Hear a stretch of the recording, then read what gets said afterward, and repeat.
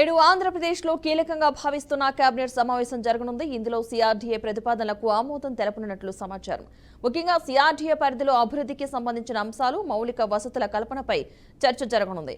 ఈ సందర్భంలో 904 కోట్ల రూపాయలతో రాజధాని పరిధిలోని గ్రామాల్లో అభివృద్ధి పనులకు ఆమోదం తెలిపే అవకాశం ఉంది. ఇంకా జిల్లాల పునర్విభజన, జిల్లా పేర్ల మార్పు, అలాగే కొత్త జిల్లాల ఏర్పాటుకు సంబంధించిన అంశాలపై కూడా కేబినెట్ లో చర్చించనున్నారు. పలు సంస్థలకు భూ కేటాయింపుల గురించి నిర్ణయం తీసుకునే అవకాశం ఉంది. కేబినెట్ సమావేశం అనంతరం తాజా రాజకీయ పరిణామాలపై సీఎం చంద్రబాబు మంత్రులతో సమావేశం నిర్వహించే అవకాశం ఉంది. ముఖ్యంగా పెరోల్ అంశం, మంత్రుల వ్యవహార శైలి, ఇతర పాలనా సంబంధిత అంశాలపై చర్చ జరిగే అవకాశం ఉంది. కానీ కొన్ని విషయాల్లో మంత్రులు మరింత జాగ్రత్తగా ఉండాలని సీఎం చంద్రబాబు సూచించే అవకాశం ఉందని సమాచారం. పాలనలో సమర్థత, పౌరుల అభిష్టాలను గమనించి ముందుకు వెళ్లే దిశగా ఈ సమావేశాన్ని విశ్లేషిస్తున్నారు.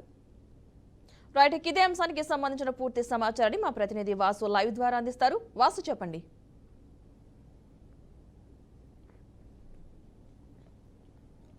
Right Padma, AP CM Chandrababu Naidu అధ్యక్షతన ఈ రోజు 11 గంటలకు సచివాలయంలోని మొదటి బ్లాకులో రాష్ట్ర మంత్రివర్గ సమావేశం అయితే కానుంది. ప్రధానంగా ఈ కేబినెట్ సమావేశంలో పలు ముఖ్యమైన అంశాలపై చర్చలు జరగనున్నట్లుగా తెలుస్తుంది. ముఖ్యంగా సిఆర్డీఏ ప్రతిపాదనలకు సంబంధించి ఈ కేబినెట్లో ముద్రపడే అవకాశం ఎక్కువగా ఉన్నట్లు తెలుస్తుంది. వీటితో పాటుగా సిఆర్డీఏ పరిధిలో అభివృద్ధికి సంబంధించి కూడా ప్రతిపాదనలు ఈ కేబినెట్లోనే సమావేశంలో అయితే చర్చించనున్నారు. దీనికి సంబంధించి అటు గతంలో 904 కోట్లతో రాజధాని గ్రామాల్లో అభివృద్ధి పనులతో పాటు మౌలిక వసతుల కల్పన కూడా కేబినెట్ ఆమోదం తెలిపే అవకాశాలు ఎక్కువగా ఉన్నట్లుగా తెలుస్తుంది.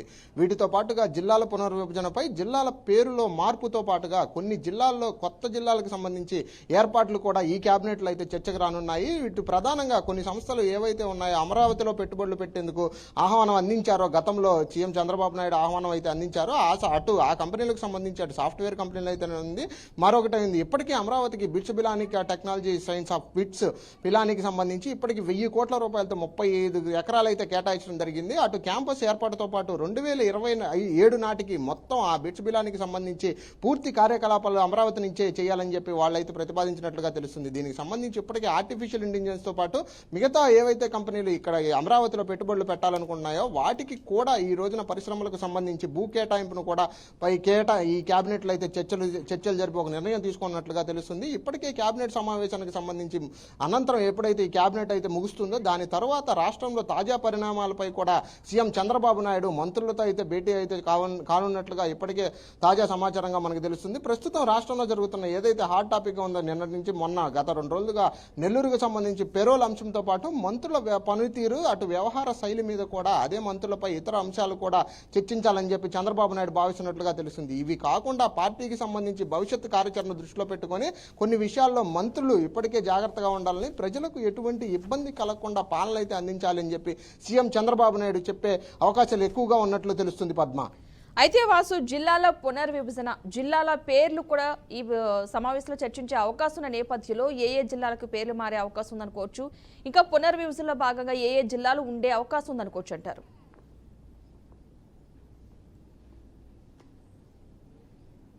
ఖచ్చితంగా ఈ కేబినెట్ సమావేశానికి సంబంధించి ఇప్పటికే జిల్లాల పునర్విభజన కానీ కొత్త జిల్లాల చట్టం ఏదైతే ఉందో ఈ గతంలో ఉన్న వైసీపీ ప్రభుత్వంలో ఉన్నప్పుడు అనేక జిల్లాలకైతే పేర్లు మార్చడం అనేది జరిగింది. అటు వైఎస్ఆర్కి సంబంధించి వైఎస్ఆర్ కడప అని చెప్పి, ఇటు ఎన్టీఆర్ కృష్ణా జిల్లాకు సంబంధించి ఎన్టీఆర్ జిల్లా అని చెప్పి పేర్లు మార్చడం జరిగింది. ఇప్పుడు ఆయా పేర్లకు సంబంధించి ఇప్పుడు కొత్తగా ప్రతిపాదనలు ఏవైతే తీసుకొని వచ్చారో ఆ మంత్రులకు సంబంధించి ఆ జిల్లాలకు సంబంధించి ఇక మీదట ఉన్న పేర్లు కొనసాగిస్తారా, లేదు ఆ పేర్లు మార్పుపై పునర్విభజన చేస్తారా, లేదా కొత్త జిల్లాలకు సంబంధించి ఏదైనా సరే మార్పులని చేర్పులని చేసి ఈ కేబినెట్ సమావేశంలో వాటికి సంబంధించినవి ఏవైతే ఉన్నాయో ఆ జిల్లాలకు సంబంధించిన పేర్లు మారుస్తారా, లేదు అంటే ఆ పేర్లను కొనసాగిస్తారా, లేదు కొత్త జిల్లాలుగా ఏర్పాటు చేసి మిగతా జిల్లాలను ఇప్పుడున్న జిల్లాలని తగ్గించి లేదా ఇప్పుడున్న జిల్లాలకు సంబంధించి పెంచి ఏదైనా ప్రతిపాదనలు తీసుకొస్తారా? ఈ కేబినెట్ సమావేశంలో పూర్తిగా దీనికి సంబంధించి గతంలో జరిగిన కేబినెట్ సమావేశంలో కూడా ఇదే జిల్లాలకు సంబంధించి పునర్విభజన మీద బిల్లు ఆమోదించినప్పటికీ ఇప్పుడు జరుగుతున్న ఈ కేబినెట్ సమావేశానికి సంబంధించి దీని మీద ఆమోదం ముద్రపడుతుందా, లేదా కొత్త జిల్లాలను పునర్విభజన చేసి జిల్లాలను అవలంబిస్తారా లేదా అనేది వేచి చూడాల్సి ఉంది పద్మ. అంటే కేబినెట్ తర్వాత మంత్రులతో సమావేశం ఉన్న నేపథ్యంలో ఎలాంటి అంశాలు చర్చకు వచ్చే అవకాశం ఉందనుకోవచ్చు అంటారు?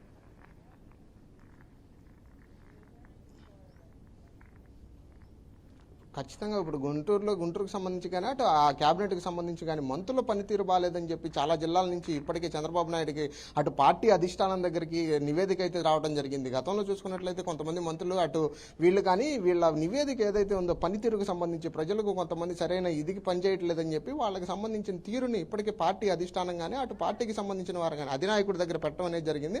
దీనికి సంబంధించి కొంతమంది మంత్రులు ఎవరైతే ఉన్నారో వీళ్ళందరినీ ఈ రోజు పిలిపించి వాళ్ళతో చంద్రబాబు నాయుడు మాట్లాడే అవకాశాలు ఎక్కువగా కనిపిస్తూ ఉన్నాయి.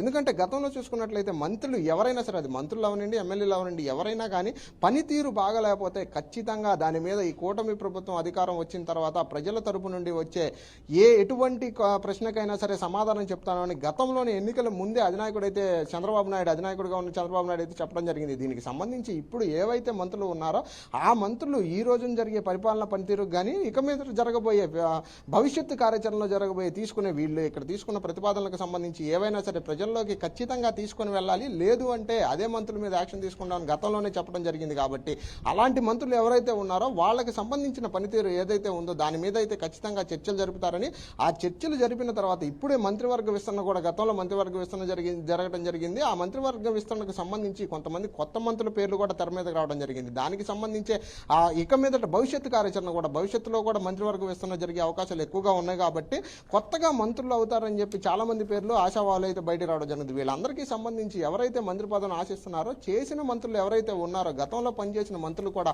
వాళ్ళ పనితీరు ఎలా ఉందని చెప్పి ఆ పూర్తి నివేదికను అయితే చంద్రబాబు నాయుడు దగ్గర సమర్పించడం అనేది జరిగింది. పార్టీ కార్యాచరణ పార్టీ క్యాడర్లో ఎవరైతే ఉన్నారో వాళ్ళు ప్రజలకు సరిగ్గా పాలన అందిస్తున్నారా లేదా ఆ అందిస్తున్న విషయం మీద పూర్తి అవగాహన అయితే తెచ్చుకున్న చంద్రబాబు నాయుడు వారితో చర్చలు జరిపి పరిపాలన ఎవరైతే బాగా చెయ్యట్లేదో అందించని మంత్రుల మీద కూడా చర్యలు తీసుకునే అవకాశాలు ఎక్కువగానే ఉన్నట్లుగా తెలుస్తుంది పద్మ. అయితే వాసు, ఈ మధ్య కాలంలో కూటమి ఎమ్మెల్యేలపై చాలా ఆరోపణలు అయితే వస్తున్నాయి, చాలా అభియోగాలు కూడా వస్తున్నాయి. ఈ నేపథ్యంలో వీటిపై వారిపై చర్యలు తీసుకునే అవకాశం ఉందనుకోవచ్చు అంటారా? ఎందుకంటే ఈ మధ్యకాలం ఎక్కువగా వింటున్నాం కాబట్టి.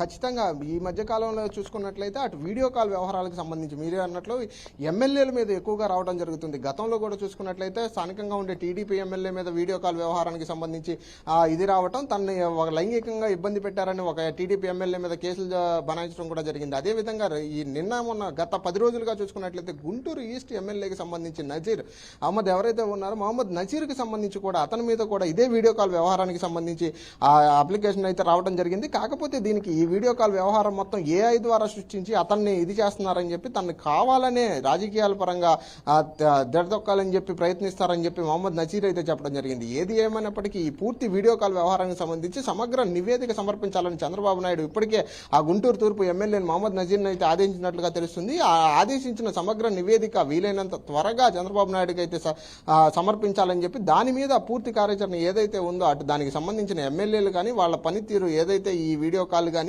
మరొక ఇతరత్ర అంశాలు ఏవైతే ఉన్నాయో వీటన్నిటి మీద ఖచ్చితమైన చర్యలు అయితే చంద్రబాబు నాయుడు అయితే తీసుకోవాలని చెప్పి ఆలోచిస్తున్నట్లుగా తెలుస్తుంది. ఏదేమైనప్పటికీ ఈ చర్యలకు సంబంధించి వాళ్ళని భవిష్యత్తు కార్యాచరణలో దృష్టిలో పెట్టుకుని అటు పార్టీకి ఎటువంటి చెడ్డపేరు రాకుండా ఎవరైతే ఈ నాయకులు ఉన్నారో ప్రజాప్రతినిధులుగా కొనసాగుతున్నారో వీళ్ళందరినీ భవిష్యత్తు కార్యాచరణ పార్టీని దృష్టిలో పెట్టుకుని వీళ్ళ మీద చర్యలు అయితే తీసుకుంటారా లేదా పార్టీ నుంచి సస్పెండ్ చేస్తారా లేదా అనేది ఖచ్చితంగా వేచి చూడాల్సి ఉంది పద్మ.